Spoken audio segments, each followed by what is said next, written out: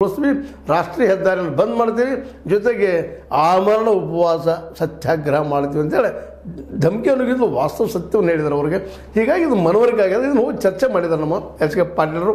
H K ಪಾಟೀಲರ ಮಾತಿಗೆ ವಿಶೇಷವಾಗಿ ಹಿರಿಯರು, ಜೊತೆಗೆ ಹಿರಿಯ ಮುತ್ಸದ್ದಿ ಈ ಭಾಗದ ಉತ್ತರ ಕರ್ನಾಟಕದಲ್ಲಿ ಒಂದು ಒಳ್ಳೆಯ ಏನಪ್ಪ ಅಂತಂದ್ರೆ ರಾಜಕಾರಣಿಯಾಗಿ ಬೆಳೆದಂಥವ್ರು, ಅವ್ರ ಮಾತಿಗೆ ತಳದಂತಲ್ಲೇ ಬೆಲೆ ಅದ. ಮತ್ತು ಇಲ್ಲಿ ಬಂದವರು ಈ ರೈತರ ಮನಸ್ಥಿತಿನ ಅಭ್ಯಾಸ ಮಾಡಿದರು. ಜೊತೆಗೆ BJP ಇದನ್ನು ರಾಜಕೀಯ ಲಾಭ ಪಡ್ಕೊಳ್ಬೇಕಂತೇಳಿ ವಿಜೇಂದ್ರ ಅವರು ಸಡನ್ಲಿ ಅವ್ರಿಗೆ ವಿಜೇಂದ್ರ ಅವ್ರಿಗೆ ಅವ್ರ ಪಾರ್ಟಿಯಲ್ಲಿ ಭಾಳ ತೊಂದರೆಗಳು ಕೊಡ್ತಾ ಇದ್ದಾರೆ. ಯತ್ನಾಳರಾಗಿರ್ಬೋದು, ಯತ್ನಾಳ ಗುಂಪಾಗಿರ್ಬೋದು, ಮತ್ತೇನೋ ಆಗಿರ್ಬೋದು.